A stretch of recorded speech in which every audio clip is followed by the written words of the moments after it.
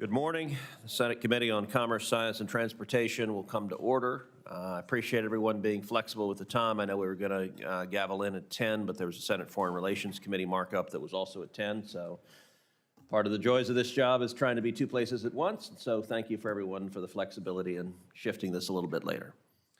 I want to welcome Federal Trade Commission Chairman Andrew Ferguson and Commissioner Mark Meador. Thank you both for being here today. Let me begin by congratulating Chairman Ferguson. In just 1 year, the FTC has returned more than $3.2 billion in ill-gotten gains to consumers, more than the Commission returned during the entire Biden administration, more in 1 year than the Biden administration did in 4.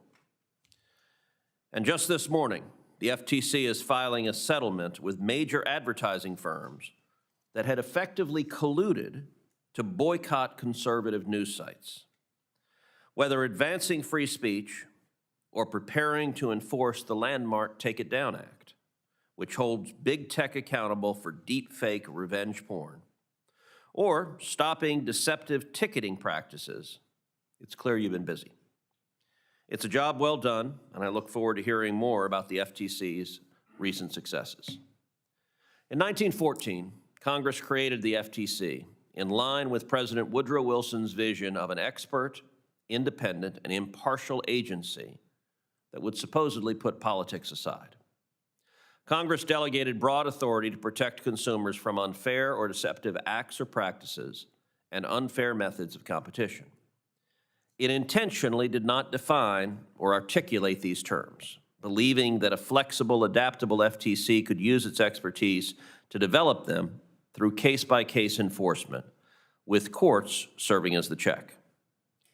But President Wilson's fever dream of an omnipotent bureaucracy, precisely weighing benefits and cost free from grubby politics, has not come to pass.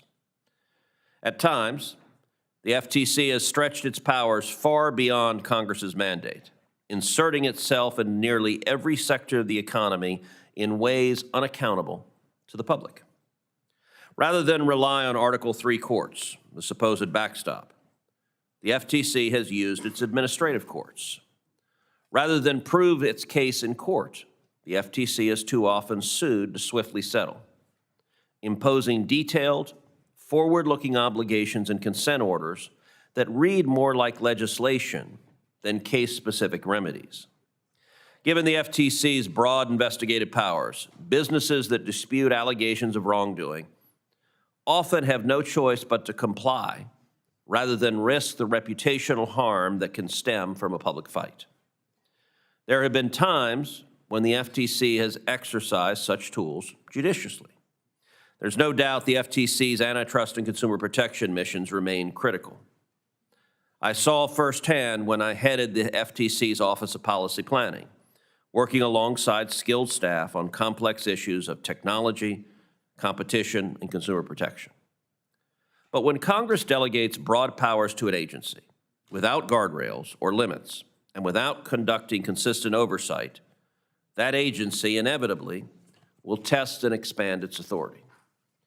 It's why, during the Biden administration, FTC Chairwoman Lina Khan went well outside the agency's legal authority and instead pursued a weaponized political agenda. It was hardly the first time the FTC unlawfully expanded its authority.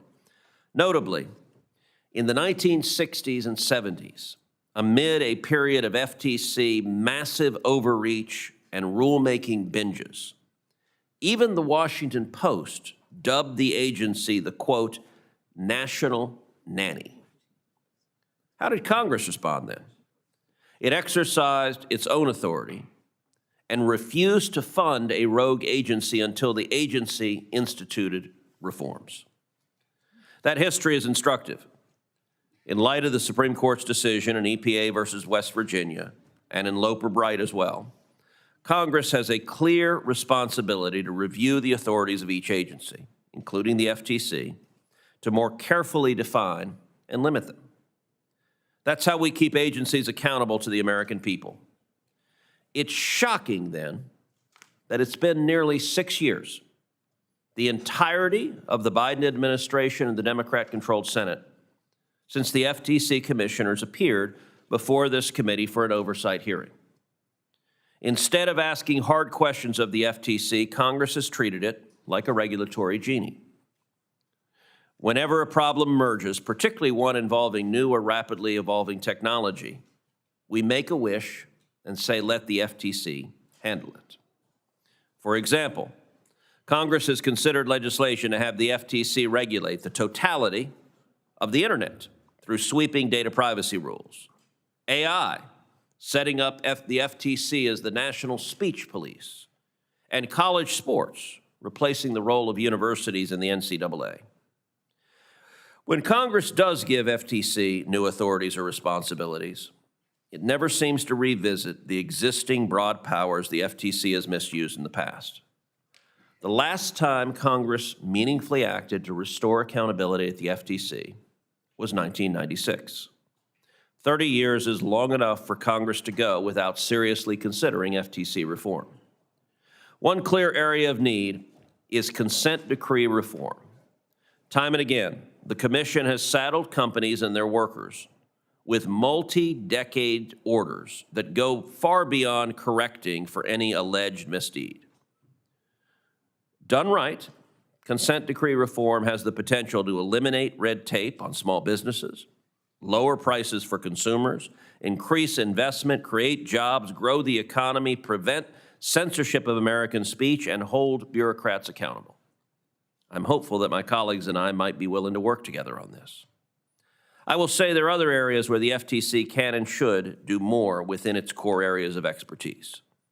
This committee has already acted by passing the Take It Down Act, and many of my colleagues on both sides of the dais have put forward thoughtful, practical bills to crack down on deceptive and hidden fees, address bots in the ticketing market, and better protect Americans from frauds and scams. As I noted, during the Biden administration, this committee did not conduct a single oversight hearing into the FTC, even though this is the Trump administration and it will present an opportunity for senators of the opposing party to ask hostile questions. This committee believes oversight is a responsibility. It's why we've had already an FCC oversight hearing and why we're having this FTC hearing, because the Senate is going to do its job. I will say today I look forward to hearing from Chairman Ferguson and Commissioner Meador on how they are working to rebuild the FTC's morale and legitimacy. One of the saddest legacies of Chairwoman Khan was the FTC, an agency with professionals, with lawyers and economists who loved their work. The morale plummeted. And when the agency lost sight of its statutory mission and instead became a partisan attack dog, that understandably had a negative effect on the professionals who work there. So I look forward to hearing how the FTC is now focused on faithfully enforcing those laws that Congress has enacted rather than stretching beyond them. Ranking Member Cantwell. Thank you, Mr. Chairman, and good morning to the witnesses here today. Obviously, the FTC is our primary agency for continuing to protect consumers, promote competition, and to stop unfair and deceptive practices. So neutering the FTC, as this administration has done, should have gotten a response and outcry by everyone for the fact that this should be a bipartisan organization nominated by whoever is president at that time. I would like to begin by noting who's not here today. Commissioner Rebecca Slaughter, former Commissioner Bedoya. They're not here because President Trump illegally fired them without cause in direct violation of the Federal Trade Commission Act and the Supreme Court precedent. The FTC, which our predecessors on the Senate Committee on Interstate Commerce helped draft, say that the commissioners can only be fired for inefficiency, neglect of duty, or malfeasance in office. And yet the president fired Commissioners Slaughter and Bedoya for no reason at all. Congress designed the FTC to be an independent agency so that it would serve the public good, not the president's allies or donors or special interests. Congress rightly understood that impartial decision-making was critical to the credibility and effectiveness of the FTC. It also recognized that bipartisan perspectives would contribute to better outcomes. That is why Congress required that no more than 3 of the 5 commissioners come from one party, and commissioners were given staggered 7-year terms to ensure that they had enough time to learn the issues and promote continuity at the FTC. Despite Congress' clear direction, President Trump has eviscerated the FTC's independence and eliminated the voices of dissent, and that means for over a year there have been no Democrats on the commission. That's not much of a bipartisan commission. And yes, Mr. Chairman, we did have oversight over the FTC. In fact, we conducted meaningful oversight. One example is when in April 2021, a hearing on the full slate of FTC commissioners to oversee how the commission was combating pandemic fraud during COVID. Afterwards, the FCC took actions based on the information and returned tens of millions of dollars to taxpayers. In September, we held a hearing on 2 Republican nominees, also when the president's illegal firing. So yes, we have had oversight. I want to make a statement for Commissioner Slaughter and explain that the commissioners are critical to pushing the commission, quote, pushing the commission to be more effective, quote, and to provide transparency and accountability in the agencies, end quote. I am concerned that one critical question Commissioner Slaughter raised in her statement, the FTC's decision to settle with a dating website service Match and OkCupid without restitution or civil penalties. These companies deceived consumers and violated their privacy, but instead of putting consumers first and insisting on restitution and penalties as part of the settlement, the FTC simply ordered Match and OkCupid not to be deceptive in the future. The FTC should be vigorous in protecting consumer privacy, the laws, and on deception. The FTC slap on the wrist settlement failed on both fronts. So I want to thank Commissioner Slaughter for attention to that issue. And I want to be clear, the problem here is not just that Commissioner Slaughter and Bedoya were illegally removed. The problem is that instead of being a consumer watchdog, the FTC is now turned into the president's lapdog. And every agency with jurisdiction should be laser focused on the affordability crisis. Grocery prices are up 30% since January 2020, outpacing both wage growth and overall inflation. In my state, a family of 4 now pays an average of $1,200 a month for groceries if they can afford it. And over the last 30 years, we've seen grocery industry become more and more consolidated, and grocery chains have used anti-competitive practices to keep competing grocery stores out of their local community. For example, Albertsons in Bellingham closed in 2016. It created a food desert in Birchwood neighborhood. Albertsons then included a land restriction when it sold its property to prevent another grocery store from actually moving in. Albertsons ultimately removed their restrictions after the Washington Attorney General opened an investigation about whether they had violated our state antitrust laws. And earlier this year, Washington State became the first state to ban restrictive covenants that ultimately raised food prices by decreasing competition in local markets.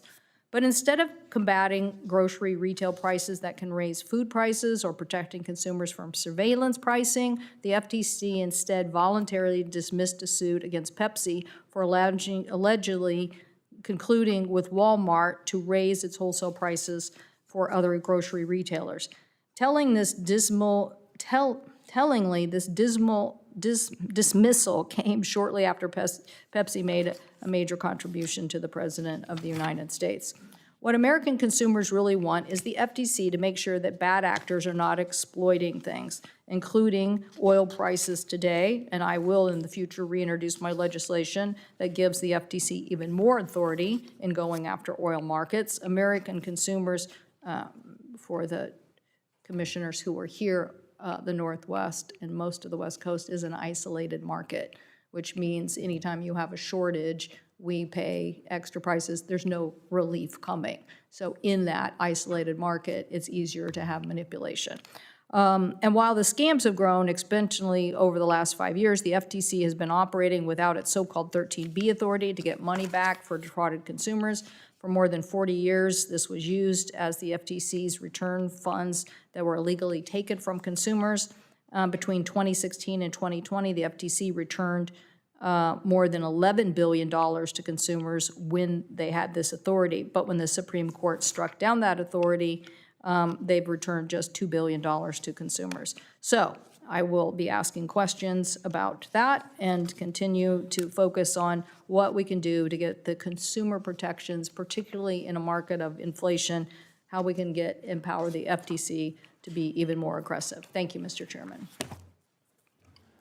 Thank you to Ranking Member Cantwell. And I would just like to add a statement for Commissioner Slaughter to the record. Without objection, it will be added to the record. I will note also for the record that this hearing includes all of the currently serving commissioners on the FTC. On March 18th, 2025, President Trump fired the 2 Democrat commissioners, FTC Commissioner Rebecca Slaughter and Alvaro Bedoya. Doing so immediately prompted litigation, which the president knew that it would.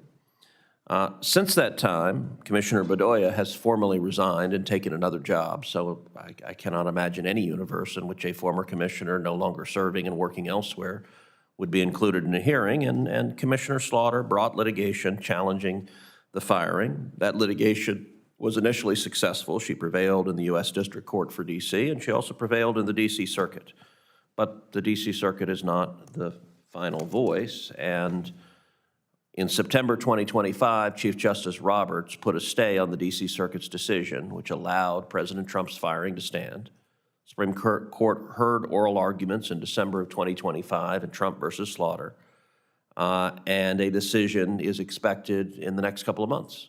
I believe the court is likely to uphold the firing, and in particular, that the case of Humphrey's executor is going to be overturned. I think it should be overturned. As I read Article 2 of the Constitution, all executive power is vested in one president of the United States.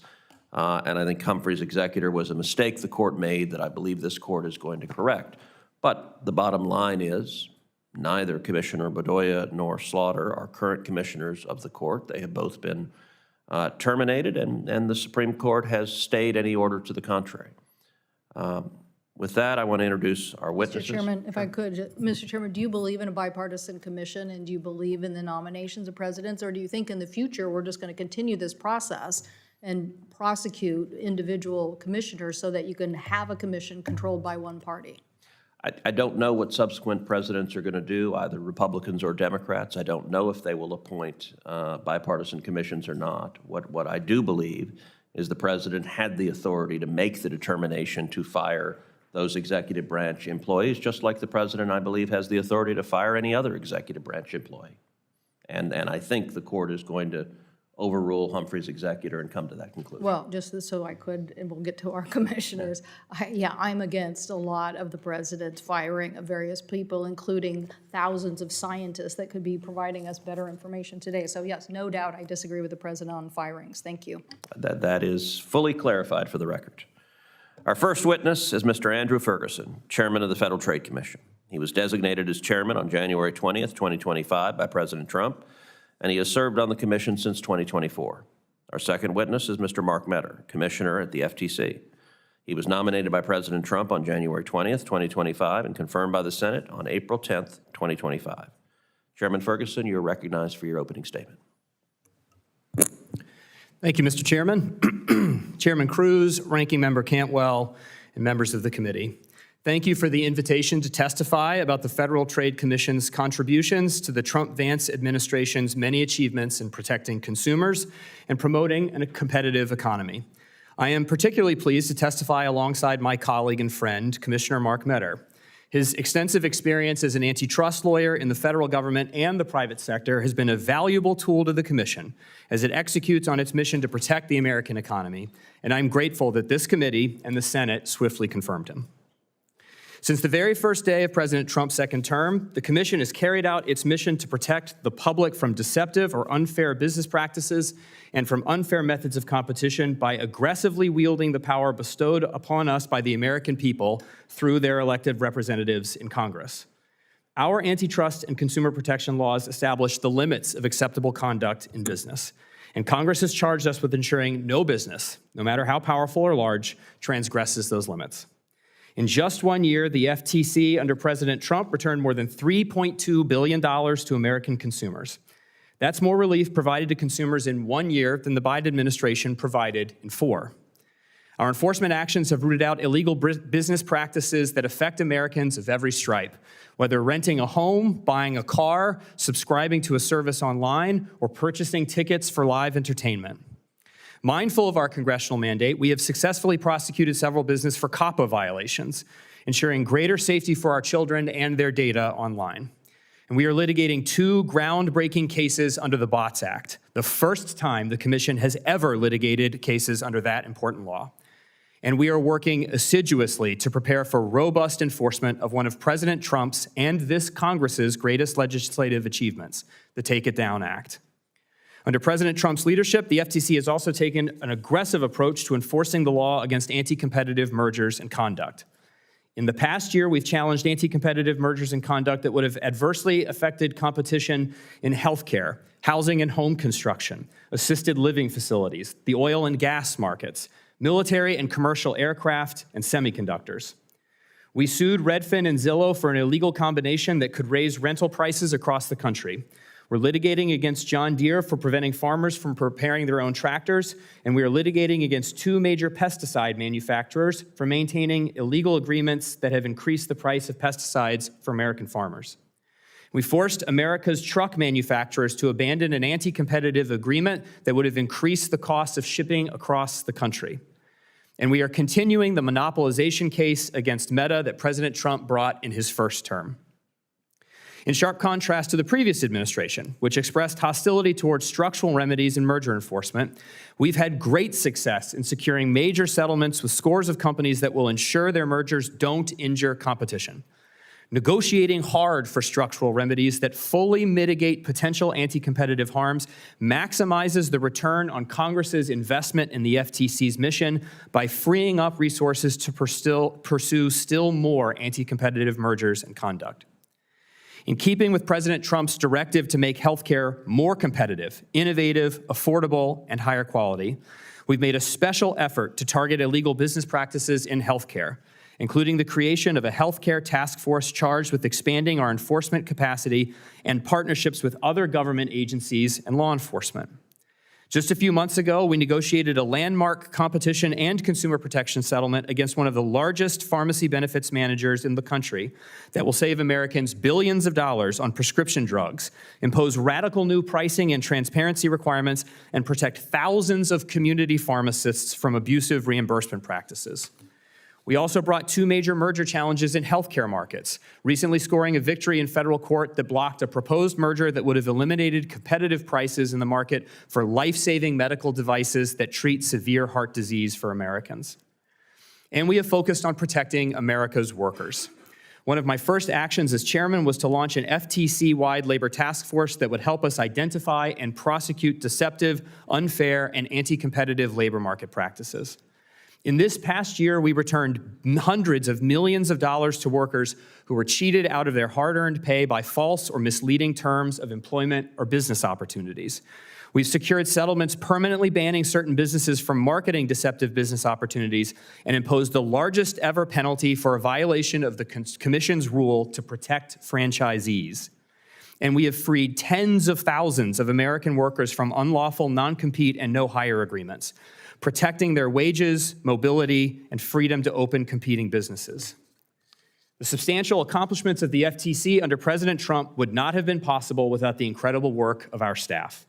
Day in and day out, these noble civil servants work tirelessly to keep our markets fair and free by enforcing our nation's antitrust and consumer protection laws. The FTC boasts some of the most talented litigators, investigators, economists, statisticians, and paralegals in the entire federal government. I consider it an honor to lead them in our common calling of protecting our fellow Americans from monopolies and fraud. Thank you again for your invitation, and I look forward to your questions. Thank you. Commissioner Meador, you're recognized for your opening statement. Thank you, Chairman Cruz, Ranking Member Cantwell, and members of the committee. I appreciate the opportunity to appear before you today. I'm deeply grateful to President Trump for his leadership and the opportunity to serve as a commissioner on the Federal Trade Commission, the agency where I began my career as a staff attorney in the healthcare division. It is truly the honor of a lifetime to serve our country and the American people in this role. I also want to recognize and thank the talented and dedicated staff at the FTC. Every day, they work tirelessly to protect consumers and to promote free, fair, and open competition. Their commitment to public service is unmatched, and I am proud to work alongside them. I'm also, of course, proud to work alongside Chairman Ferguson. I'm grateful for his leadership and for charting the right course for the FTC even before I joined the Commission. I look forward to continuing our collaboration in service of the American people. The FTC has a dual mission: to protect consumers from unfair and deceptive practices and to promote competition across the economy. This mission puts the FTC in a unique position as a law enforcement agency. At a time when markets are evolving rapidly and new technologies are emerging, the FTC remains guided by its mandate to protect the interests of American consumers. A key focus of our work has been prioritizing and tackling affordability issues. We have pursued corporate misconduct that drives up costs for Americans in essential sectors like healthcare, energy, housing, and food. Because when markets are not functioning properly, American families pay the price. And we have already seen meaningful results in just the first year of this administration. Through our merger enforcement program, the FTC has successfully blocked unlawful transactions and caused parties to abandon anti-competitive deals that have threatened to raise prices, including in markets for critical medical devices. We have also secured settlements that preserve robust competition across a range of industries, including retail goods, healthcare services, defense, and semiconductors. At the same time, the Commission is delivering significant consumer protection wins. We have taken action against companies employing deceptive user interface designs, unfair and misleading ticketing practices, and other forms of misconduct that distort consumer choice and impose hidden costs on Americans. Of course, the FTC's effectiveness rises and falls with the quality of our enforcement tools, and Congress has provided us with many important authorities that enable our work on behalf of the American people. With that said, it would make an enormous and immediate difference for Congress to authorize the FTC to obtain equitable monetary relief for consumers under Section 13B of the FTC Act. For decades, the Commission relied on this provision to return money to consumers cheated and harmed by illegal conduct. However, the Supreme Court, correctly in my view, made clear in its 2021 AMG decision that Section 13B in its current form does not authorize the Commission to obtain monetary redress for consumers. That decision has had far-reaching consequences. For example, in a recent case involving ILO Group, formerly known as MindGeek, the operator of Pornhub and other pornography websites, the Commission, along with state partner Utah, charged that defendants engaged in egregious misconduct involving the distribution of child sexual abuse material and non-consensual sexual material. While we were able to secure strong injunctive relief to prevent future misconduct, we were unable to obtain what would have been millions of dollars in compensation for exploited victims. As I noted at the time, the Commission currently lacks the power to obtain appropriate financial relief for those victimized by such conduct. Since I joined the Commission in April, I have come to learn that this example is not an outlier. Across a wide range of cases, billions of dollars remain in the pockets of wrongdoers instead of being returned to injured consumers. This dynamic also affects what investigations and enforcement actions the FTC devotes its resources to pursue. To be clear, our staff has worked creatively and diligently to utilize the authorities that continue to permit recovery of consumers' money wherever possible, and in many cases, they have succeeded. But those authorities do not always apply, and they are often less efficient and less effective. Restoring the ability to seek equitable monetary relief pursuant to Section 13B would be one of the highest returns on investments Congress could make. Historically, for every dollar Congress appropriates to the FTC, the agency has returned many multiples of that amount to consumers. There are very few areas of government where the return on investment is so clear and direct. Without a legislative fix, we are operating with one hand tied behind our back. Bad actors know this, and in some cases are able to retain ill-gotten gains simply because we lack the authority to force them to return them. A bipartisan fix to 13B would restore a critical enforcement tool and ensure that bad actors face the full consequences when undertaking illegal conduct. In the meantime, we will continue to use every tool within our existing authority to protect the American people. But unless and until Congress acts, we cannot fully deliver justice for American consumers. We urgently need your help. Thank you again for the opportunity to appear before you today. I look forward to your questions. Thank you to both of the witnesses. All right, I want to start on the topic of sports. We've been having a lot of discussions in Congress on how to fix the Wild West of college sports. College sports, as we've known it for decades, one of the very few cultural unifiers we have right now, is in deep peril. Basic rules on student-athlete eligibility, transfers, tampering, and other NCAA standards to stop cheating are right now unenforceable due to constant antitrust litigation. The current system is unsustainable. Without a legislative fix, I fully expect major Division I schools to begin canceling non-revenue programs and begin cutting athletic scholarships. We're seeing that happen week after week after week. Now, some of my colleagues have suggested that the answer is the federal government should take on the role of overseer of college sports. They'd have the FTC oversee or execute many of the duties that universities and the NCAA has traditionally managed prior to recent court cases. Let's play this out a bit. Imagine the FTC taking a vote on whether to enforce a student-athlete's eligibility to play, or to file a lawsuit regarding an athlete's decision to enter the transfer portal. Or for instance, maybe the commissioners open an investigation into the decisions of which teams are to play in the college football playoffs. By the way, I still think Texas should have. Mr. Chairman, in your judgment, would expanding the role of the FTC chairman to be the new commissioner of college sports make college sports more politicized or less? I have a strong preference not to be the commissioner of college sports, whatever you all are planning on. Look, the FTC is really good at the stuff within its core century-long competence: competition and traditional consumer protection, fraud and unfairness. I think that over the course of time, the FTC has developed a reputation in some parts of Congress as sort of the place to put a grab bag of miscellanea. And I think the further that that miscellanea gets from our core competence, the less skilled and adept and expert the FTC is. I think HISA, for example, a law, totally understand why Congress passed it, understand why they put it in the FTC, but pretty far removed from the type of thing the FTC is really good at. We've gotten good at it, but it's not our core competence. And so I think placing general regulatory authority over college sports, which has very little to do with competition and traditional consumer protection in the FTC, would not play to our strengths and would not be a particularly good use of the FTC. So look, I agree with you that that is not within the core competency of the FTC and would be a foolish policy decision that would be bad for the FTC and bad for college sports. Let's turn to a different topic, AI. During the Biden administration, the FTC pursued a notice of proposed rulemaking relating to AI and algorithmic pricing. Although the proposal was never published, the FTC's analysis is very relevant for today's debate about AI regulation, particularly since the FTC's proposed rules bore many similarities to state laws like Colorado and even foreign laws like the EU AI Act. Based on the FTC's assumptions and research, what did the FTC economist estimate the cost of complying with the proposed FTC rule would be, effectively functioning as a fee or tax on the use of AI? Mr. Chairman, my staff has enjoyed very much working with your staff on this issue. The precise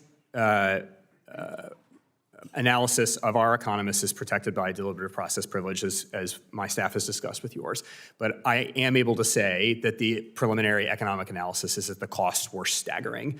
And I can also say, from having worked with my foreign counterparts and learned a lot from their attempted implementation of the AI Act, that comprehensive, early-stage, generalized regulation of AI, as the AI Act does in the European Union, is a recipe for killing innovation. Yes, we need a national framework, as the president has articulated, to protect children, communities, and creators as we promote AI innovation, but the approach of the AI Act in the European Union has been nothing short of a disaster for fomenting innovation in the EU.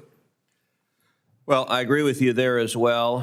I would note the FTC's expert opinion, and when I was at the commission, there were 75 PhD economists at the agency. I assume it's a comparable number today?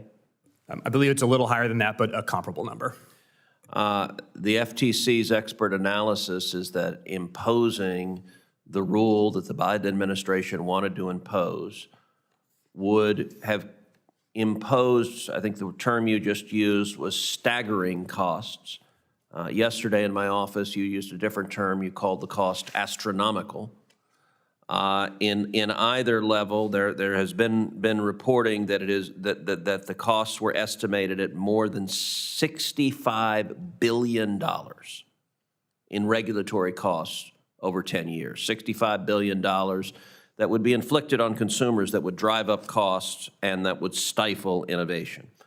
Thank you, Mr. Chairman. Commissioner Meador, Ranking Member Cantwell, you're recognized. Thank you, Mr. Chairman. I just to follow on quickly, not that, I have some very critical issues here on pricing for sure, but I am sure you would agree that this agent issue of people going out and recruiting athletes with no reference of skill or representation, that could be a deceptive practice, and that the FTC, in its normal efforts, could be looking at deceptive practices by individuals who are misrepresenting themselves. Yeah, and Congress has passed a law that addresses this issue, the SPARTA, and we issued warning letters to a bunch of major colleges and universities on those lines. My colleagues here, Senator Blackburn and Cornyn and myself, have follow-on legislation to that. So we feel like the problem continues. Trust me, a lot of young men and women being taken advantage of. But let's turn to this grocery price issue, which I think is really plaguing America. I brought up that instance in my state for both of you and Mr. Meador about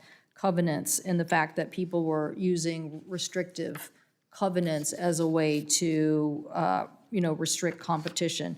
What do you consider restrictive covenants that keep competitor grocery stores or pharmacies from opening as an unfair method of competition?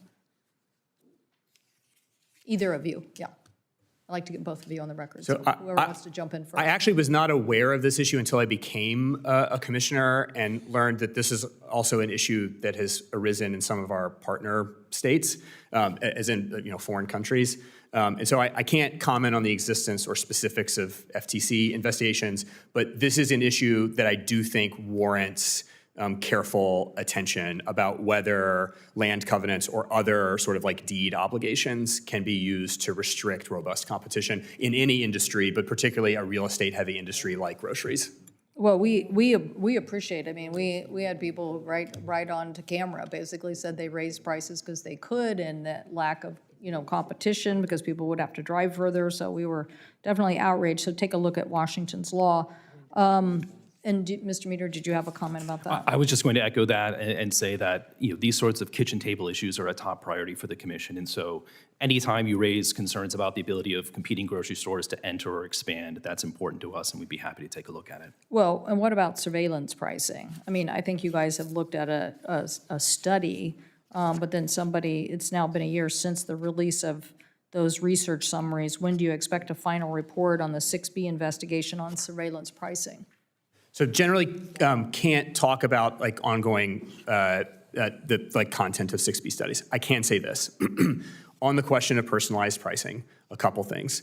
When we learned about the alleged personalized pricing experiment being conducted at Instacart without consumers' knowledge, we opened an investigation, and shortly thereafter, they publicly announced that they were canceling the experiment. And so I take the issue of personalized pricing seriously. I have instructed staff to begin exploring whether the commission needs a policy statement on whether certain disclosures ought to be required if someone is using highly personalized pricing to set individualized prices. I don't, because the issue is new, because we remain uncertain about. But sometimes, theft and crime can be new. You just have to.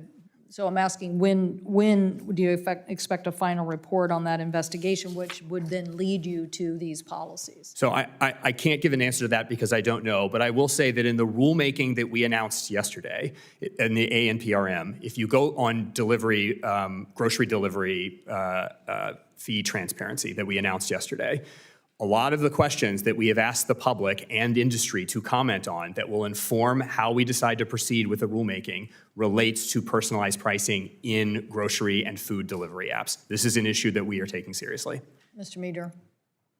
No, I agree with that approach. I look forward to seeing the report that staff prepares and can echo Chairman Ferguson's comments that this is a top priority for us. Well, it needs to be a robust investigation because on top of everything else, I mean, when people are admitting that they are raising the prices, and then in this particular case, that it doesn't mean whether it's an airline seat or a grocery store price, you know, the public is frustrated. Do you agree that we need to restore the 13B authority as soon as possible? Absolutely. I mean, as I stated in my opening remarks, this is an imperative thing for the commission. Yes, I have been imploring the Senate and the House to do this since my confirmation hearing in 2023. In statement after statement in cases that we have brought, settled, or litigated, I have noted that we could do more for American consumers in all sorts of cases, including one that you mentioned in your statement, or your opening statement, Ranking Member, that we are unable to do because Congress has not given us this important authority. Well, Mr. Chairman, if I could, just if the FTC no longer brings Section 5 claims before the ALJ, that means that we no longer are able to get cease and desist orders, effectively blocking off one of the last remaining statutory authorities. So hear loud and clear from me that consumer pricing issues and consumer cost issues and refunds as a tool must be a very big priority to get this resolved. So thank you. Thank you, Mr. Chairman. Thank you. Senator Curtis. Thank you, Mr. Chairman. Gentlemen, I regularly hear from constituents about what they describe as predatory practices in the timeshare industry, like high-pressure sales tactics and misleading claims about cost and resale value. The Better Business Bureau reports receiving thousands of complaints against timeshare companies each year, representing millions of dollars in consumer losses. How is the Commission tracking these deceptive and unfair practices in the timeshare market? What trends are you seeing? And based upon what you're seeing, do these patterns rise to the level of concern that warrants additional enforcement or scrutiny? Mr. Chairman. Senator Curtis, we are aware of these concerns. The FTC operates the nation's premier consumer complaint apparatus into which law enforcement agencies from coast to coast tap in to open law enforcement investigations and to examine trends. We have examined this exact question. Over the last several years, we have not seen an increase in the number of reports relating to timeshares, but the alleged loss for each of those reports has gone up substantially. So I don't know if the number of alleged timeshare deception is going up, but the rate at which people are allegedly losing money to them has gone up. We are aware of this issue. We are taking it seriously, and we agree with you. This is something the Commission needs to look at. Thank you. I would welcome any follow-up with my office and keeping us posted on that. More than happy to work with you, Senator Curtis. In the waning days of the Biden administration, Lena Khan's FTC rushed out two proposed rulemakings related to earnings claims. These proposed rules disproportionately target the direct selling industry, which represents a substantial part of Utah's economy. A recent independent study by the Phoenix Center has identified significant flaws in the proposed rules' cost-benefit analysis, including overstated benefits and a failure to fully account for key assumptions. Your FTC has demonstrated just this week that it already has authority to take enforcement action against bad actors, further proving the irrelevancy of the proposed rules. So my question is, why hasn't the FTC withdrawn these Biden-era rules? Senator Curtis, as you pointed out this week, we brought several enforcement actions involving what I'll call bad apples in the direct selling industry. Lots of honest workers, business owners in the direct selling industry, and it is important that we root out the bad apples. But as my colleague, Commissioner Meador, very eloquently explained in his opening statement, the fact that I can't pursue consumer redress for Section 5 violations in the absence of a rule, by and large, means that in cases involving bad apples in the direct seller industry, which is all that we're worried about, is just the bad apples, I can't put money back in wronged consumers' pockets with Section 5. With a rule, I could. And so what we are doing at this point, as we have undertaken our lawful enforcement regime regarding bad apples in the direct seller industry, is continue to examine, is the absence of the ability to put money back into consumers' pockets handicapping our ability to enforce our consumer protection laws in this industry? And if the answer is yes, I think the possibility of a rulemaking needs to be on the table. Now, the rulemaking would be lawful. We would check every procedural box, which my predecessor routinely failed to do. But it is important, as we have continued to bring forth lawful Section 5 claims in this industry, that we assure ourselves that Section 5, without the ability to put money back in consumers' pockets, is sufficient. And if it's not, I think a rulemaking needs to be part of the discussion. In regards to this report, let me raise concerns about the underlying analysis, whether the benefits of this proposed rule justify the costs, particularly for legitimate actors. And I encourage you to withdraw it. I'd like to, Mr. Chairman, ask unanimous consent to enter the Phoenix Center study into the hearing record. Without objection. And let me just ask you to balance. I understand the point that you make, but I hear over and over again, and it's not just in this industry, that clear rules of the road don't shift dramatically, that people know what to expect. And by having these underlying rules out there, so that you can take advantage when you need to of the bad actors, severely limits the good actors' ability to plan and prepare and have stability in their businesses. So I would really ask you to think about that delicate balance of, imagine if you had a business and there was a big hammer out there that somebody could choose to whack you on the head just because they need the ability to whack bad actors on the head. And how that impacts your whole business, your employees, your business model, and everything else. I totally agree with you. The balancing is not only prudent, it's required by the laws Congress has established governing our rulemaking authority. And on that point, if the commission were ever, and I'm not saying we are, consider picking up those rules again and beginning the rulemaking process again, we would be aiming at one issue and one issue only: fraud. These would not be to regulate the direct seller industry. It would be to weed out the fraudulent bad actors and put money back in people's pockets. But that's what this would be about: not regulation, fraud prevention, and only fraud prevention. Understand that, and I'll only use just a few seconds to make my point.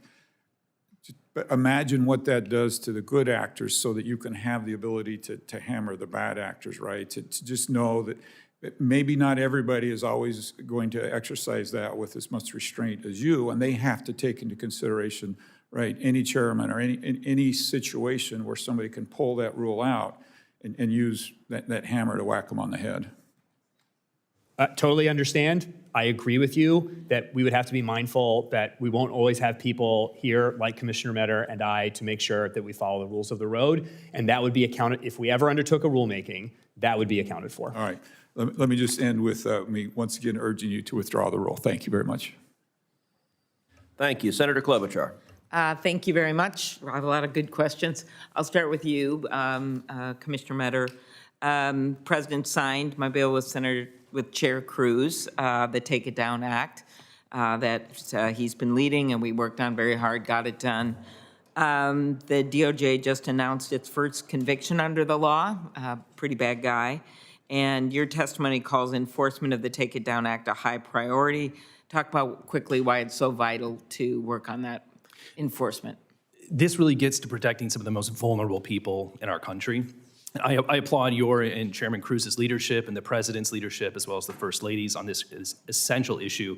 You know, as a father of young children, I hope they never make any decisions that put them in a situation where they could have inappropriate pictures taken. But we've seen today that now you can use AI to create these even if someone's unwilling.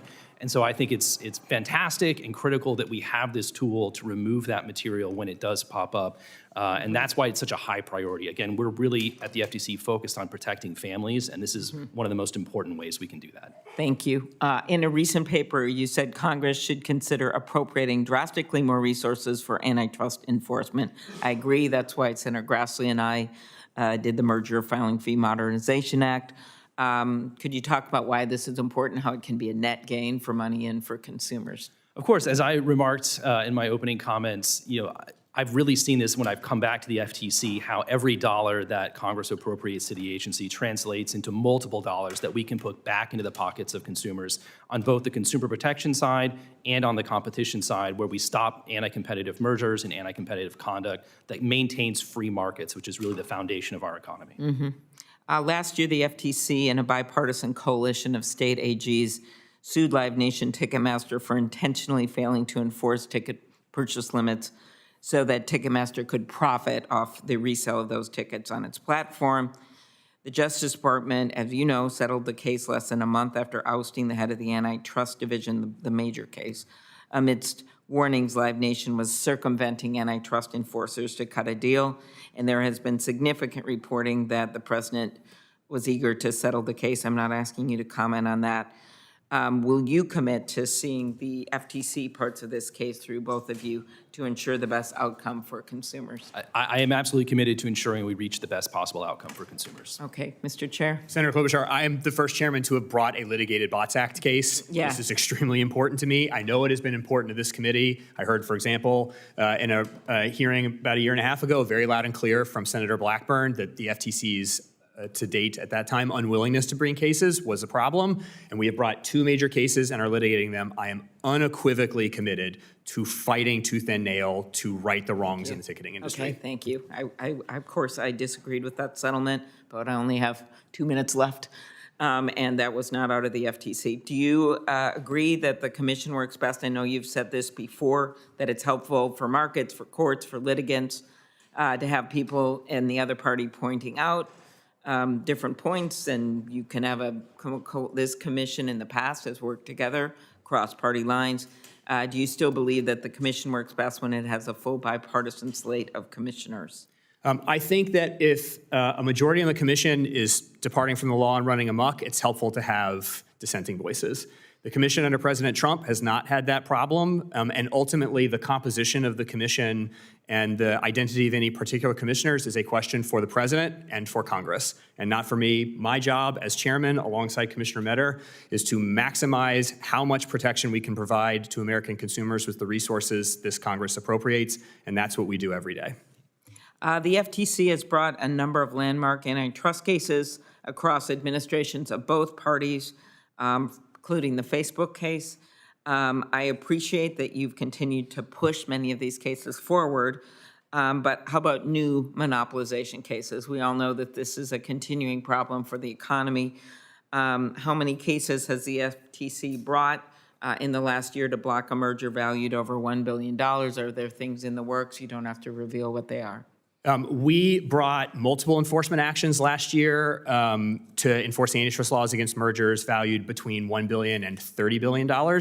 Several of them resulted in major landmark divestitures and other forms of settlement, including in the aerospace and military defense industry, semiconductors, oil and gas. Look, the size of the merger at the end of the day is basically irrelevant to the job Commissioner Meador and I do. Our job at the end of the day is to take each merger that comes through the agency's doors and apply the antitrust laws to the facts. Small, big, medium-sized, doesn't matter. That's how we thought about our job. But we have brought enforcement actions, both litigated and ultimately settled, for mergers ranging between $500 million and $30 billion. Okay. Appreciate you being here today, and we miss Gail Slater very much over at the DOJ, and hope you're going to continue this important work, and certainly hope the DOJ Antitrust Department continues to rise to this occasion. I'm very concerned about that. Thank you. Thank you. Senator Moreno. Chairman Ferguson, Commissioner Meador, thank you for being here. Thank you for your great testimony, and thank you for your hard work on behalf of American consumers. Just start with generally, if you're a business person watching this hearing and you're somebody that's in the competitive market, what would be the one thing, Commissioner, that you'd want business owners to know when it comes to the rules of the road for the FTC, just generally speaking, without getting granular? I think it would be that we value early and good faith engagement. We want to hear from the business community. We want to work constructively with them. Our statutory mandate is to enforce the law against bad actors, and that's always our primary focus. But in the process of doing that, it's helpful for us to hear from the business community, from industry, about the concerns that they're facing, both with respect to competition or perhaps other bad actors in the industry, but also how we could do a better job, and we welcome that feedback and engagement. Commissioner? I agree with my colleague. The other thing that I think it's important to remember is that the FTC is not a general economic regulator. We are law enforcers. We are here to make sure that the economy remains competitive, which is good for business and for consumers. And on the consumer protection side, we are here to weed out the bad apples and make sure that they don't get to inflict harm. That's not just good for consumers, it's good for business. Because the more that consumers feel like they can trust American businesses, the more likely they are to engage in economic activity. That grows businesses, that grows the economy, it lets people lift them up by their bootstraps and achieve the American dream. And that, I think, is a critical departure from the previous administration. I am not here to regulate. I'm here to enforce the laws against the bad actors. And we will enforce vigorously and without fear, but that is who we're after. Right, and I couldn't agree more. I think it's extremely important for actually all businesses. You know, I was in the car business, for you to continue to weed out the fraud that exists with the small percentage of bad actors left in the automobile business. I think the business has transformed dramatically over the last 30 or 40 years. I applaud your work. I thank you for working with the National Automobile Dealers Association and making sure that you have clear rules of the road. And I hope that you'll continue to engage with them in a positive way. So speaking of automobiles, they currently have all kinds of data collection devices on cars. It's not like it used to be maybe when 30 or 40 years ago. These cars have cameras, they collect enormous amounts of data, they're connected to our infrastructure. Do you think that the FTC has the capabilities to police what people are doing with that data and protect consumers from misuse of that data? The answer is yes, we have tools available. We settled a major case against General Motors for having collected personal data from car owners without their car owners' knowledge or consent. That's part of our sort of larger Section 5 data enforcement regime that has applied to all sorts of industries that collect data. But I'm not going to sit here and pretend like the absence of specific federal privacy legislation is a good thing. I think that what we have seen in America in the absence of a national framework governing privacy collection, storage, use, sale, et cetera, has been a combination of a balkanized state-by-state approach or the worst case scenario, I think, which is that California ends up writing the rules for the whole country rather than the nation's representatives gathered in Washington. So we have done a lot of privacy work with Section 5, but Section 5 is a general consumer protection statute written in the mid-1930s that is not aimed at the modern data economy. And I do think that at the end of the day, the best way to ensure that we have clarity for people who collect and use data and consumers who turn over those data is that Congress creates a national framework governing data privacy rather than everyone have to figure it out state by state or California getting to fill the breach. That's great, and could not agree with you more. How do you see the threat of bad malign actors from foreign adversaries, like, for example, China, bringing their vehicles into the United States, collecting that data and sending it back to the CCP?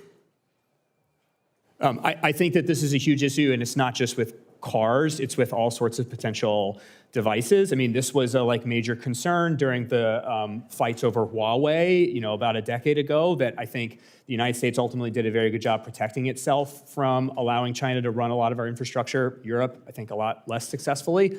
This is an issue that we are concerned about, but also Congress is concerned about. They've passed a series of laws like PADFA that we enforce and have enforced that are designed to make sure that companies are not transmitting data back to our adversaries, which is bad both for the United States generally, it's a national security problem, but it also exposes citizens to the risk of blackmail and other forms of influence by foreign actors. And we've taken that concern very seriously, just as Congress has with its own legislation. Thank you. Thank you, Mr. Chairman.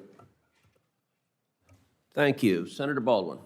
Thank you, Mr. Chairman. Mr. Chairman, you started your questioning out with topic of sports. You talked about college sports. I want to talk about professional sports. There are few things that bring Americans together the way sports do. And another thing that's sadly bringing Americans together is the evolving digital landscape involved in watching sports. It has become costly and complex and a subscription nightmare. Fans pay hundreds, if not thousands of dollars for subscription services each year, only to then encounter blackout restrictions that block them from watching the games on a service they've already paid for. Chair Ferguson, to me and fans across the country, this sounds like an unfair and deceptive business practice. That's why today I introduced the For the Fans Act. Under my bill, the FTC would be charged with prohibiting league-owned streaming services from charging fans subscription fees, not only to turn around and black out certain games from that platform. Chair Ferguson, if this legislation becomes law, do you commit to enforcing it and ensuring consumers have access to every game on a league-owned streaming service? Yes. The FTC under President Trump has taken fee transparency for subscription services very seriously. We brought a series of cases, including against Uber and LA Fitness on this front. We, of course, settled the Amazon case that was related to this issue for $2.5 billion, including the largest civil penalty for a rule violation in FTC history. And we have promulgated 2 ANPRMs addressed at a rule to promote price transparency in markets where this really bothers people. So it's very important to me. I also think, as a general matter, without commenting on the particular legislation, although we're happy to provide technical assistance, that it is a good thing when Congress defines with particularity what they believe an unfair or deceptive practice is, rather than the Commission having a general law, not using it in a way that Congress wanted them to use, and then me coming into a hearing and being told, why aren't you using it this way? My response is, I've got all sorts of priorities we're using this for. But as is the case with COPPA or ROSCA, when Congress defines with particularity and clarity deceptive and unfair practices, I think that's good for consumers and for businesses. I think you will be pleased with the specificity in this bill. To a new topic, I am a strong supporter of our Made in America economy. It is a priority that this administration shares. I was pleased to see the administration issue an executive order on ensuring truthful advertising of products claiming to be made in America. People need to know that they can trust when a product claims to be made here so that they can make informed decisions about how to spend their hard-earned dollars. Chair Ferguson, can you elaborate on how the FTC intends to promote voluntary country of origin labeling? What incentivizes sellers and manufacturers to disclose this information voluntarily? Sure, Senator Baldwin. You are absolutely correct. This is a huge administration priority. The president has issued EOs on this topic. We brought 3 major Made in USA enforcement actions just this week. And the president's pending nominee to join us at the commission has been one of the most tireless public advocates for U.S. manufacturing in the country. So totally agree with you. In terms of incenting sort of voluntary country of origin labeling, there is a lot of data that Americans both want to know where their products are coming from. I mean, I routinely will go like on Amazon and type into the AI thing, where is this product made, on almost everything I buy. And that they're willing to pay more for products that are made in the United States because they know they're supporting their friends, families, and neighbors and American business, which is why we brought these major Made in USA cases yesterday. I think that one of the areas we've been asked to explore is big online retail platforms. Can they, what role do they have in policing, enforcing, incenting third-party sellers on their platforms to do honest and true country of origin labeling? I'm going to cut you off only because I have a follow-on question related to this very topic, and I want to have time for it. I appreciate that insight. I have a bill, the Country of Origin Labeling Online Act, Cool Online, that would require products sold online to disclose where they are made, just like you would see in a brick and mortar store where you could turn the saucer over and see where it was made. When I first introduced the bill, Vice President, then Senator Vance, was my co-lead on the bill. And I look forward to working with the administration on this shared goal and invite my colleagues on this committee and others to co-sponsor the bill. But Chair Ferguson, how would codifying the requirement for online marketplaces to disclose the country of origin for their products impact the FTC's efforts to enforce Made in America labeling? So obviously I can't speak for the president on any particular piece of legislation, and ultimately whether the administration supports one piece or another is up to the president. But I will say that when a business fails to provide a label at all, it's one thing when they're very dishonest, and we brought enforcement actions on that front, but when they fail to provide a label at all, our power is about material omissions. Those are more difficult cases than material affirmative misrepresentations. And so an affirmative requirement that they provide a country of label origin would make the obligation clearer, but also make the FTC's ability to enforce failure to do so much clearer. Whereas today, we're sort of relying on our general anti-material omissions authority. I appreciate it. Thank you, Mr. Chairman. Thank you. Senator Blackburn. And thank you, Mr. Chairman, and thank you for being before us today. We appreciate this. I want to talk a little bit about AI, and I know that you all have taken some meaningful action to begin to get in around this. And at the President's direction, I worked with a group, and I thank you all for the input, to do an AI Act discussion draft that we have put out there. The White House has put something out, and of course, that's going to come to our committee under the leadership of Chairman Cruz. And this is something that the American people are wanting to get across the finish line. And I know that in the framework, we embodied what I call the 4 C's, which the President had in his executive order. Let's protect children. And of course, that's the Kids Online Safety Act. Let's protect our creators and copyright and patent holders. And then protect communities from high electric rates and job loss, and protect against censorship. And I think that putting these things in the bill, the Kids Online Safety Act, the GUARD Act, all of that protecting children, and no fakes, which protects all of our creators, is vitally important. So, Mr. Chairman, I come to you first.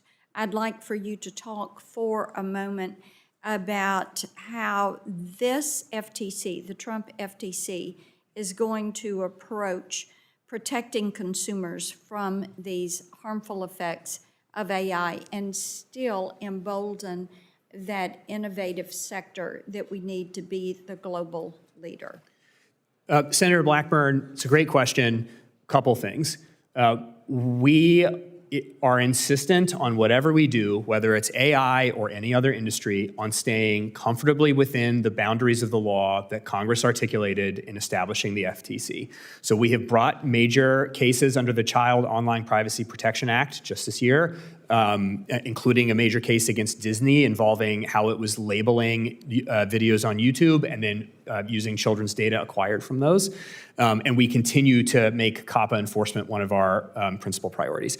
We also are enforcing the consumer protection laws in the AI space, but not against AI qua AI. What we are focusing on is making sure that AI does not become a tool for fraud, and that also AI companies in the application layer of the AI system are not making fraudulent misrepresentations or material omissions about what their products can do, and particularly for products at the incipiency of a new technology. There is a real risk, and we've seen it, and we brought enforcement actions on it, about sort of like trying to beguile consumers into buying a product by promising the moon, and that product not being able to deliver, particularly when AI seems to be able to do a lot. So we have brought those cases and will continue to do so. But it is very important to me, and I won't speak for Commissioner Meador, but I bet he agrees with me, that the FTC not become the general all-purpose AI regulator. It is not what our laws allow. It is not consistent with the President's priorities, nor is it consistent with the framework that the President articulated in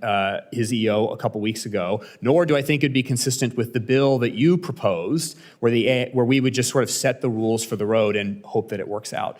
Congress has to set the rules for the road, and we stand ready to assist Congress in doing that. We stand ready to enforce whatever Congress gives us. But for now, our job is to take the tools that we lawfully have, not exceed them, and use and protect children, creators, communities, and resist censorship with those lawful tools. And talk to me for just a minute about how the decisions in New Mexico and California inform your work when it comes to looking at safety by design for the virtual space. So we obviously are aware of them and have looked closely. I think it is important that, one, not assume from decisions reached by juries or courts applying unique state laws, that it would be the same under the FTC Act. Look, like obviously we care about making sure that children, for example, are not being sucked into a world online without their knowledge.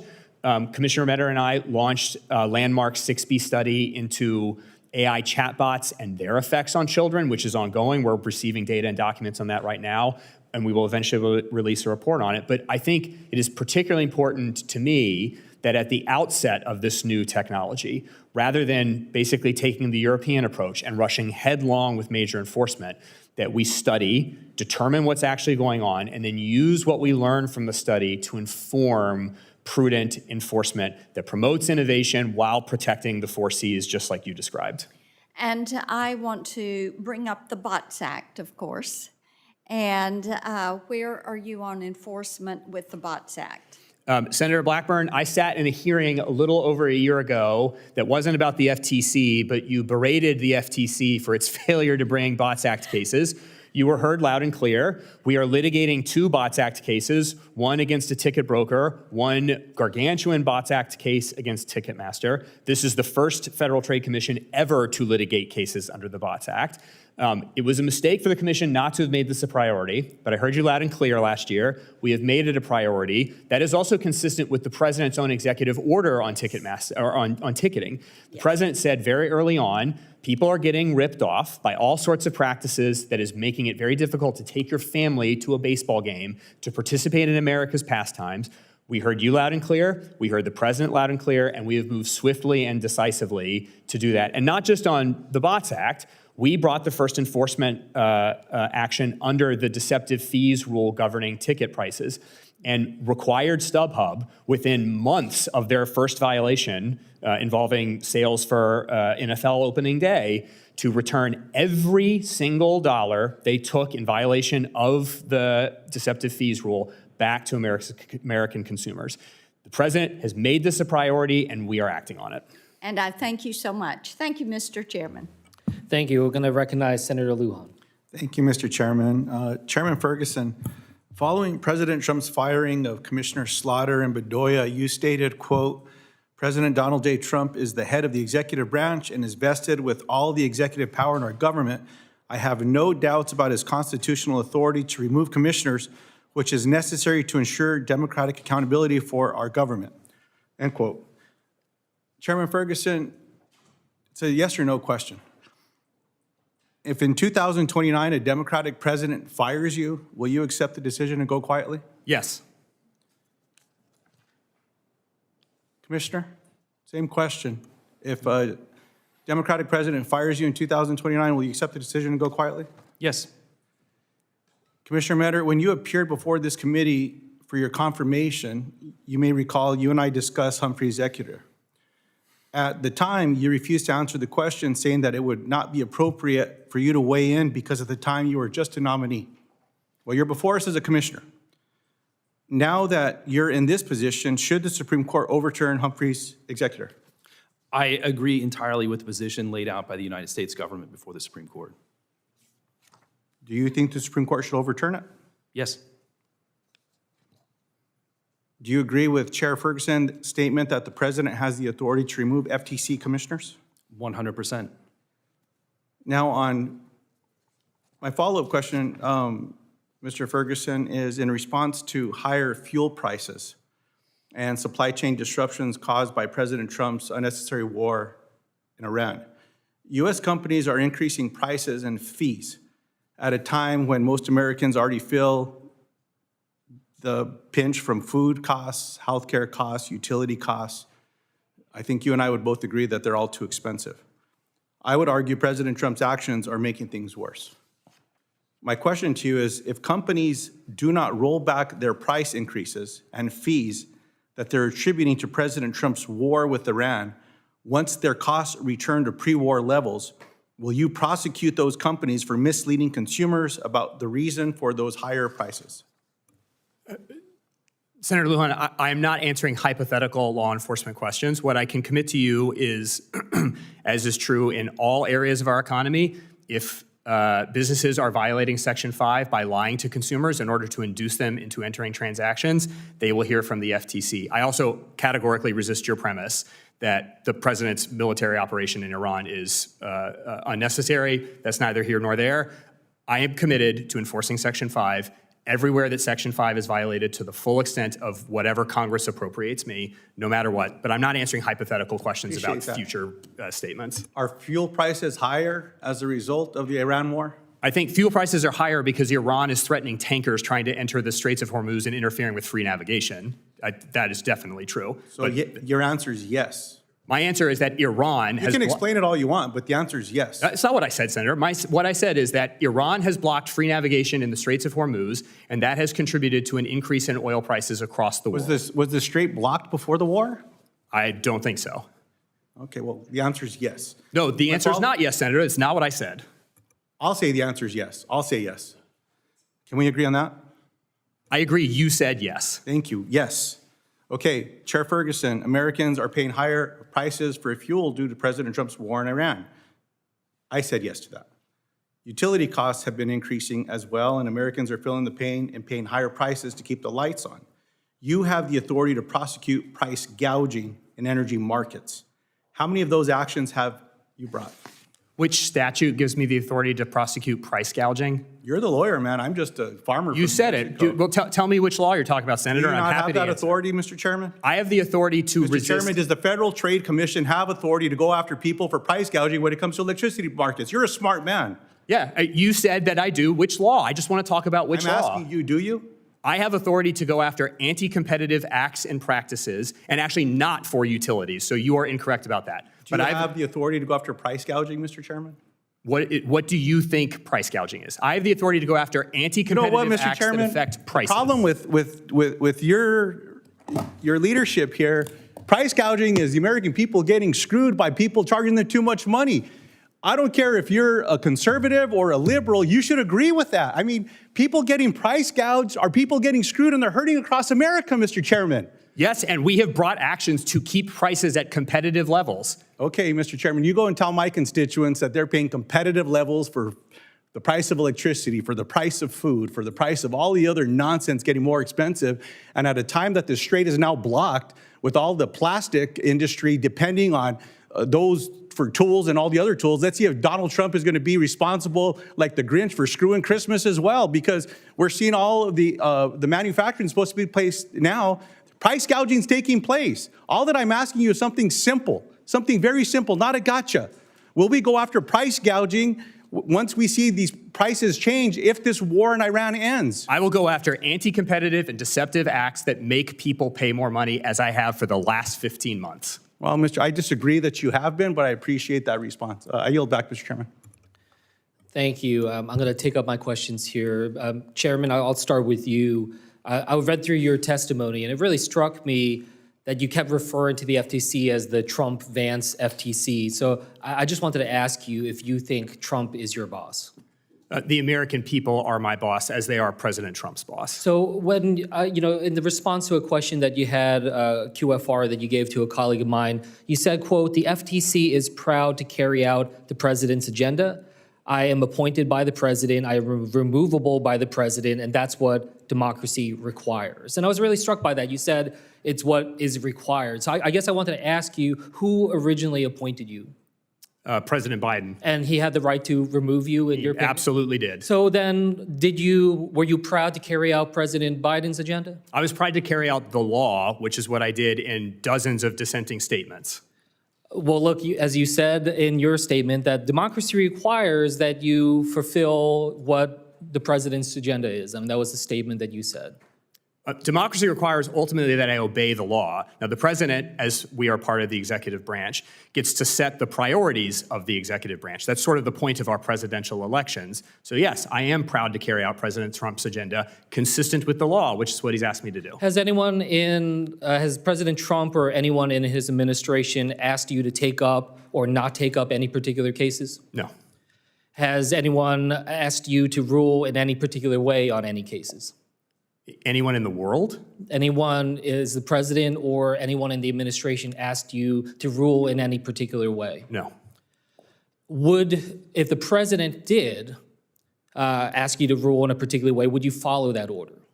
I follow lawful orders of the President of the United States, which I am compelled to do as an officer. So why are you referring to it as the Trump-Vance FTC? Because President Trump is the President of the United States after the 2024 election, and we are part of the executive branch of which he is the elected head.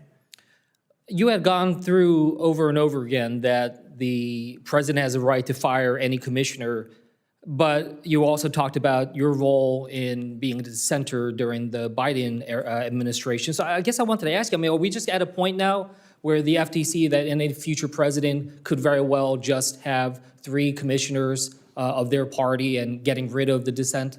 The FTC had 3 Democrat commissioners under President Biden for more than a year. So the answer was yes before President Trump became president. But you think that that's good for the FTC? I have no position on whether it's good or bad for the FTC. I do think having 3 Democrat commissioners, the 3 particular ones we had, was not good for the FTC. Commissioner Meador, when I was talking to you during your nomination, you said, quote, "My experience both as an attorney at the FTC and as a practitioner appearing before it, that the consensus building that took place at the FTC always made its enforcement action stronger." Do you still stand by that? Yeah, I think there's lots of discussion that goes on at the FTC, both between my office and Chairman Ferguson and with staff, and all of that's part of the consensus building that we continue to engage in. Does the lack of bipartisanship right now, is that detrimental to the FTC's work? No, you can look at the work that we've done over the last year and see that the FTC is thriving and continuing to vigorously enforce the law. I think the challenge that I'm seeing here is just that, we absolutely have to reassure the American people that the decisions that are being made at the FCC, that the enforcement that is being done comes from that place of rules and laws consistently. And I know you have said that, but I'll be honest with you, when we see what has been unfolding in this administration, when we see how the president has been operating, there's real concern amongst the American people. And I want to pass it along to you from my constituents. And it's something that I hope all of us can stand up towards in terms of understanding that, yes, the American people are the boss and that they are the ones that we are focused on. And when you refer to it as the Trump-Vance FTC, it gives me great pause. It really concerns me about how you are seeing your work and who you think you are ultimately responding to. So I just wanted to make that point clear. Mr. Meador, I did want to focus on one particular issue that was raised up, which is about, AI when it comes to bots, when it comes to the work that we're trying to do on chatbots in particular. And I guess I just wanted to ask you, where do you see the gaps in the FTC's authority when it comes to protecting children online? I'm trying to get a sense of what else do we need to be doing from Congress to be able to give power to be able to take this on? I think it's difficult to state categorically what all the gaps might be. I think the way that Chairman Ferguson and I both approach this is we take the law that we've been given by Congress and then we see how it can be enforced to address the problems that arise before us. So that's the purpose really of the 6B study that we've undertaken is to allow us to get a better view of the market, to understand how the industry is functioning, how these companies are operating, the effect on children in particular, and that in turn will give us a better understanding of the marketplace to identify potential harm, and then we can see what we can do about it with the authorities that we have. And of course, we want that to be a constructive conversation with Congress so we can alert you to any gaps that we learn of at that point. Well, that's the end of my time, so I'm going to recognize... Chairman, could I be recognized for unanimous consent? Yes. I'd like unanimous consent to enter into the record the Energy Independence and Security Act of 2007, which authorized the FTC to issue a rule prohibiting the use of deceptive and manipulative practices in energy markets, and also a unanimous consent to enter into the record the FTC issued a rule from 2009, the prohibition of energy market manipulation, implementing Section 811 and 812. I'd be happy to also support an FTC boot camp appropriation to help these guys learn what they do. Thank you, Mr. Chairman. Thank you. I recognize that unanimous consent. Senator Markey, I wanted to turn it over to you. Okay. Thank you, Mr. Chairman. Chairman Ferguson, this administration has brought unparalleled corruption and political interference into every corner of the federal government. President Trump has directed the Justice Department to prosecute his political enemies and drop cases against his friends, even today. And he has punished law firms for representing the wrong clients and fired inspectors general in the middle of the night. Just this morning, he threatened to fire Fed Chairman Jerome Powell based on an entirely baseless criminal investigation. So Chairman Ferguson, I want to get a better understanding about the White House's influence on your work at the Federal Trade Commission. It's very troubling to me. I have your schedule here for January. It is heavily redacted. Have you ever discussed a specific Federal Trade Commission investigation, civil investigation demand, a merger review, or enforcement decision with anyone at the White House? I don't discuss outside of the Oval Office anything that I discuss with the president, but I have discussed policy questions that are in front of the FTC with the relevant advisors within the White House, as I am obligated to do as part of the executive branch. So you've never had a conversation with someone in the White House on a pending investigation or a civil investigative demand or a merger review? I have discussed policy questions in front of the commission with the relevant advisors at the White House, as I am obligated to do as part of the executive branch. Well, as FTC chairman, these are critical issues that affect the public interest, and you have a heavily redacted schedule here. Very difficult to know who you're meeting with in the White House at all. So you're frequently visiting the White House, actively discussing pending Federal Trade Commission matters with the White House officials, and shockingly, in action after action, your Federal Trade Commission has used its investigatory and enforcement powers to target the political enemies of Trump and his MAGA allies. And it's clear what is happening here. Trump tells you who his enemies are, and you open an investigation. You are functioning as the president's political enforcer with a federal badge, because the overlap is incredible. And here's how I know it, Chairman Ferguson. Let's turn to a different issue in terms of what your priorities are. Every year, the Federal Trade Commission releases a report on the top consumer complaints filed with the Federal Trade Commission or other consumer protection and law enforcement agencies. And I have the most recent report right here. And it compiled and analyzed over 6 million consumer complaints from 2024. How many times, Mr. Chairman, is gender-affirming care mentioned in that report as a consumer complaint from the American people? I don't know, but I can tell you that in response to our request for information, we received thousands of complaints about alleged deception involving pediatric gender dysphoria care. What about you, Commissioner Meador? Do you know how many times it was mentioned in this report? No, I have the same answer as Chairman Ferguson. I don't know about that report. The answer is zero. The answer is zero complaints, okay? Zero. Should we then That's disregard the that's- thousands of that- complaints well, that we did receive? We have received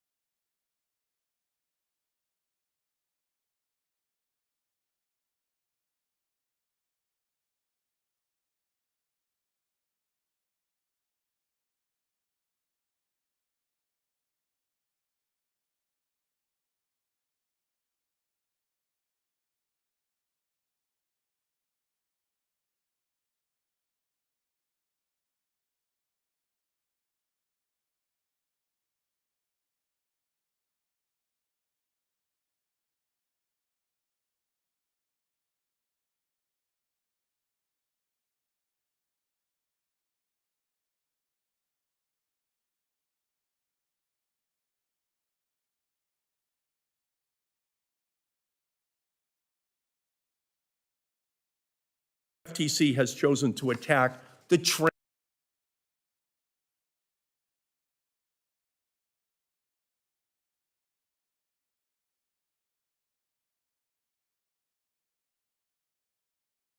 human right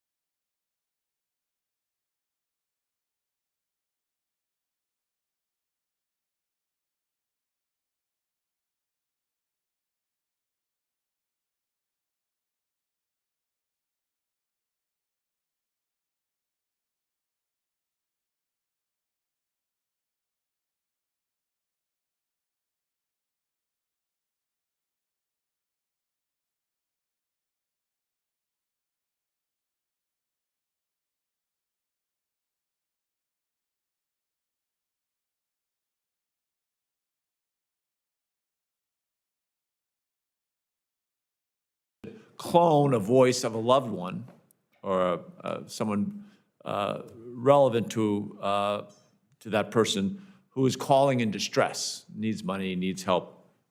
In 2024, FTC started taking action through its voice cloning challenge and issued a new impersonation rule to help better protect consumers from these harmful scams, these deceptive scams. So I guess what I'd ask, Chairman, if you can give us an update on how the FTC is succeeding in this, fighting against these impersonation scams. Senator Hickenlooper, we brought action to enforce the impersonation rule, and you are right. The rate of scams are going up. I think there's a couple things to bear in mind about that. And the first is, yes, AI is definitely contributing to it. It is increasing both the sophistication of the actual mechanisms by which the scams are accomplished, but it's also making it easier for scammers to choose their targets. Right. And that is a huge problem. We cannot overstate how big an overseas problem this is for us. How many of these scams are lobbed in by foreigners in call centers and other operations in parts of the world where they don't bat an eye at the risk of civil enforcement from the FTC. So we are working extremely hard and working with our law enforcement partners throughout the federal government, including the FCC, which has taken this foreign scammer issue very seriously. But you are right, AI is part of the problem here. The deluge of foreign scams is almost incredible. And because a lot of these scams involve, the easiest way to stop these scams would be to sort of do something about them passing over the wires, which we don't regulate. And the FCC has taken real action to confront this, and I'm proud to work with them on that. But AI plus foreign scams is what is driving this surge. Right, and is it, I've been led to believe that we're doing a better job of being able to identify who the highest probability targets are, just like the scammers are doing. And is there any way, has anyone looked at how do we make sure that, or see if it's possible to alert them and warn them before they are targeted? I mean, if this targeting process is as efficient as we think, we should be able to mimic it. So I think one of the actions the federal government has taken, and it's at the FCC, which is the only one with the regulatory authority to confront it, is is adopting regulations, or proposing at this point regulations, that would require basically the telephone companies, the common carriers, to identify when a call is coming in from overseas. Because what ends up happening is calls come in from India or Cambodia or Eastern Europe or wherever, and they're masked to appear to be a number, a domestic number. And I have taken to not answering phone calls from numbers I don't recognize, but for a lot of people, that isn't their practice. So if it looks like a US number, you're likely to pick it up. And if they get someone on the phone, particularly from a vulnerable population, a lot of the work has already been done. If it's clear that this number is coming from abroad, that will reduce the rate at which members of vulnerable populations pick up the phone. So I think that the FCC, and we've worked with them on this, but the FCC has got the tool to try to confront that problem directly. But you're also right that one of the most important ways to identify when AI is involved in a scam is other AI tools. That was what the voice cloning challenge was in part designed, was not just to find who could clone best, but that same technology can be used to help identify when voice cloning is happening. But a lot of this work will have to be done either, with the companies that the transmissions are passing over, which Congress, for good reason, has excluded the FTC from having direct regulatory authority over. Right. But you're working together well with the FCC. You don't need legislative action to facilitate that. So we are definitely working well with Chairman Carr and with the other commissioners. Whether we need additional action, I'd like to put a pin in that. We are trying to figure out what all we can do within the confines of Section 5 and the other authority that Congress has granted us. And if we conclude we need more to try to stop the deluge of foreign scams, I absolutely will be coming back to this committee and happy to work with you directly to figure out what that legislation would be. So yes, great relationship with the FCC. Whether we need more, I think we're still trying to figure out what that would look like. I chair the subcommittee on consumer protection, data privacy, and technology, and that is right in the sweet spot there. And certainly anything we can do that would give you more support, we would do that happily. In the latest report to Congress, FTC's latest report to Congress, it described 4 major enforcement actions against companies that did not comply with the reasonable data security measures that expose consumer data to fraud. The FTC's report also highlighted ransomware and data breach attacks, as you described, originating from China, from Russia, from North Korea. So, in terms of protecting American consumers, especially in terms of the data breach attacks, what else can you do to protect? Now, I hear that this is a little bit redundant for what we just discussed, and I'm all about making sure the FCC figure out how we can make sure that those are identified as overseas calls. What else? So one of the tools that the agency has used for a long time and that we've gotten really good at is educating. Basically outreach missions to vulnerable communities to educate them on what scams look like. I mean, you may not have seen it, and it's probably good for you, but Commissioner Meador and I and our former colleague, who's now the U.S. Attorney in Utah, have been doing promotional videos, basically giving quick introductions to what particular types of scams look like, and then giving them the website to go to. And not just for potential victims of scams, but for the family members of those potential victims to help them try to identify that. So our education mission, which dates back basically to the foundation of the commission. We have spent a lot of resources to make sure we're getting out to as many populations as possible and explaining to them what frauds look like, what can you do to protect yourself, what are the hallmark of frauds that are disguised as otherwise lawful transactions.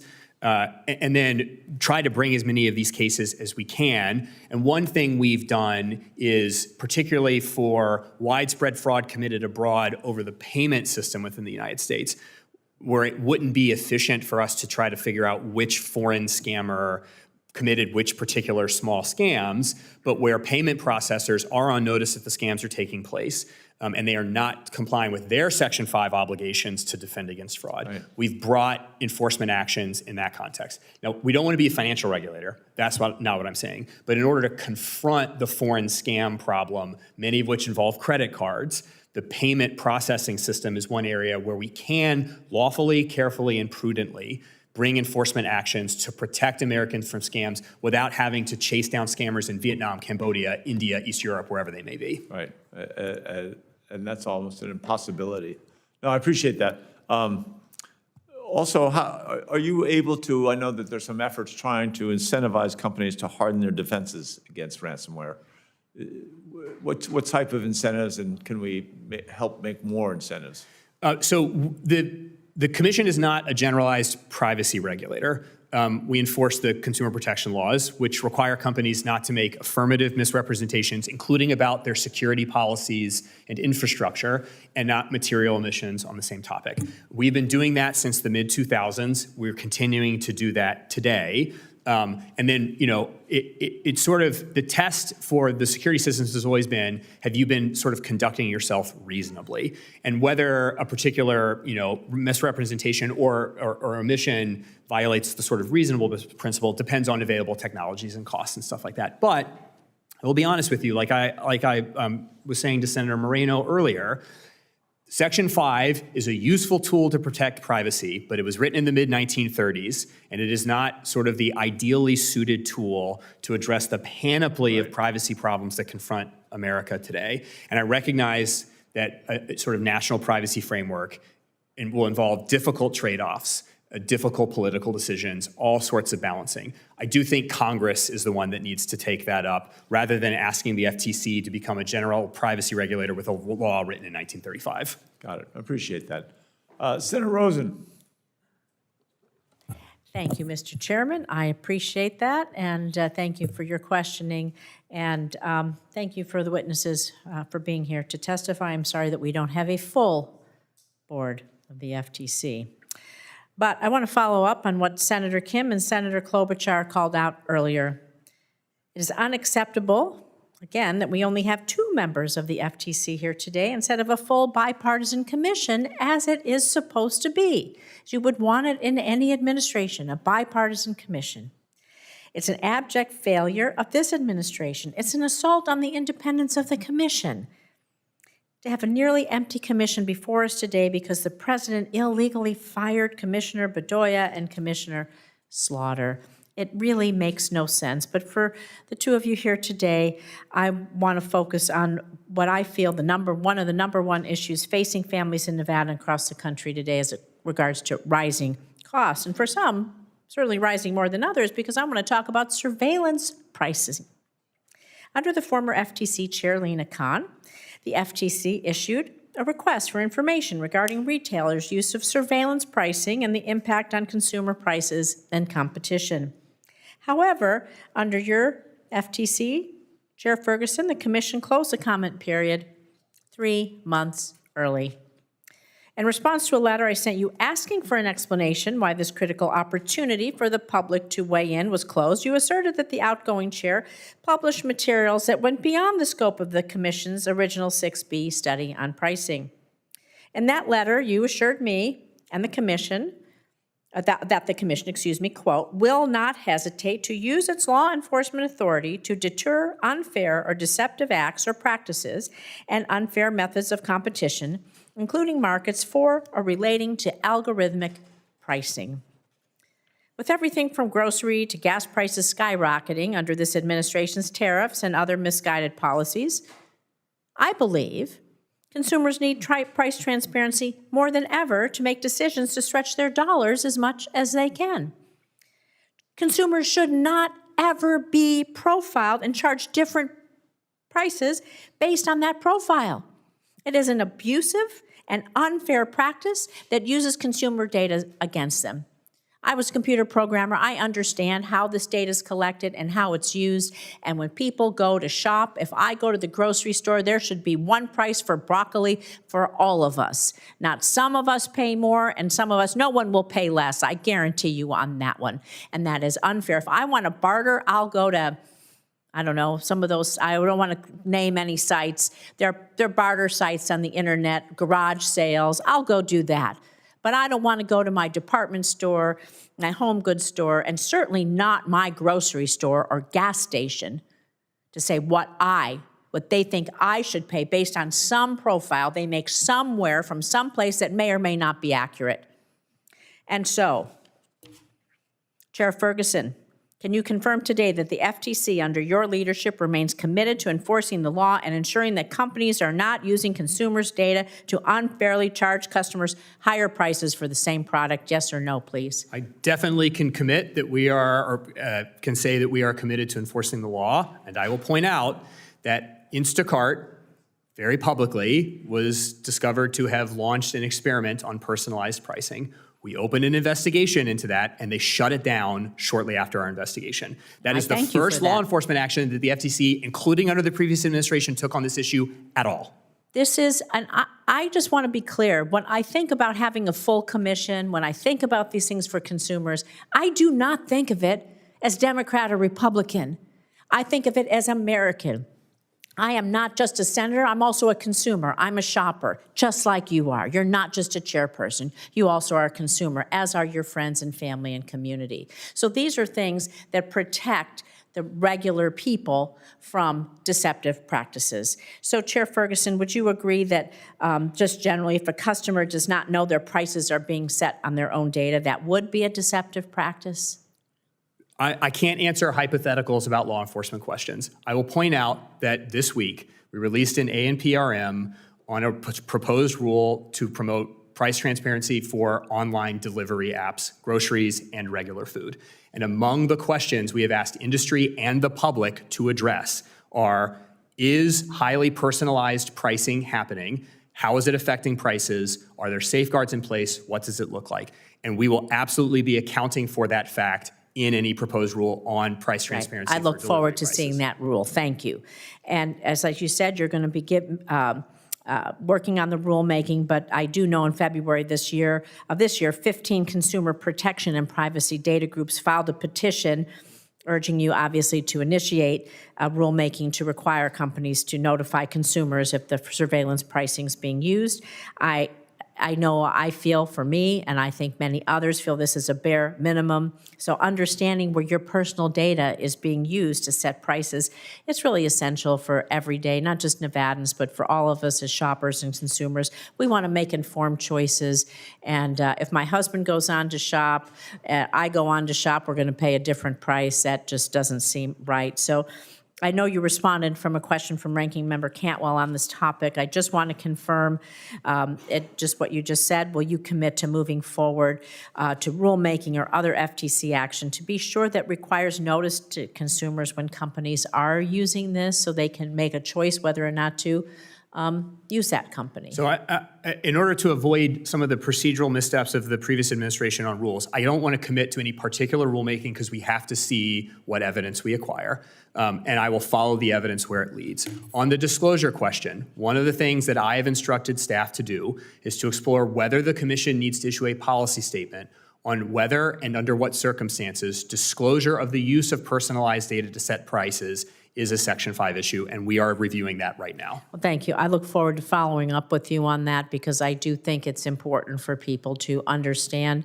how their data writ large is being used either for or against them in any particular way, and that transparency. Sometimes you sign this consent, it's 500,000 pages long. You couldn't possibly read it, and there's some line in there, and you said, well, you've agreed to it.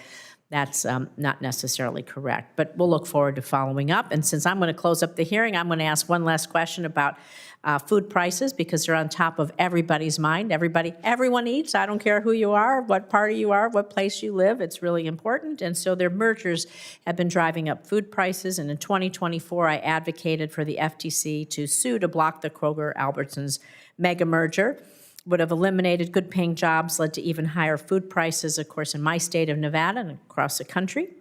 Consolidation up and down the grocery food supply chain has often left us to higher prices and fewer choices for hardworking families being squeezed in every direction. So, Commissioner Meador, in your confirmation hearing, I asked whether you would support actions by the FTC to block mergers in the food industry that raise prices for Nevadans. You committed to doing everything you can to ensure the FTC is enforcing competition up and down the grocery supply chain. And so today I want to just discuss another threat, that threat to competition prices in the food industry, because Cisco is seeking a $30 billion merger that could hurt independent restaurants' ability to compare prices and have meaningful food choices between food distributors. So this isn't the grocery store, this is where your restaurant gets their food. So would you support the FTC blocking Cisco's acquisition of Restaurant Depot if it was shown that the merger would force small businesses, our small local restaurants that we all love to go to in our neighborhood, to pay higher prices and limit them from working with independent suppliers? Thank you for that question. So, of course, I can't comment on any specific pending transaction, but I can reiterate Chairman Ferguson's comments and the comments that I've made previously, that these kinds of affordability issues, these kitchen table issues, are top of mind for the Federal Trade Commission and are one of the areas I think we spend the most time thinking about and worrying about. As a father of 7 kids with a very large grocery bill, I pay a lot of attention to these matters, and so it's top of mind for us. And I want also add, just the last thing about restaurants before I close this out, is that our local restaurants, they really are a huge backbone of small businesses all around our country. Oftentimes you like to go to a small town, you eat at the coffee shop, cafe, the brew pub, whatever they are. This is a really big driver of small businesses across our country. And so to put them behind the 8 ball where they can't be competitive in a ready yet very tough market, I just think hurts our small business community and our local communities in so many ways that get to bring that, I will say because it's restaurants, that flavor of the area, the special food they have or whatever that is, whether it's tourists or the locals alike. So thank you for looking into that. And with that, I'm the last one here for questions, so I will thank you both for your testimony here today. And I will say this, senators will have until the close of business on April 22nd to submit questions for the record. The witnesses will have until the close of business on May 6th to respond to those questions. This then concludes today's hearing. The committee stands adjourned.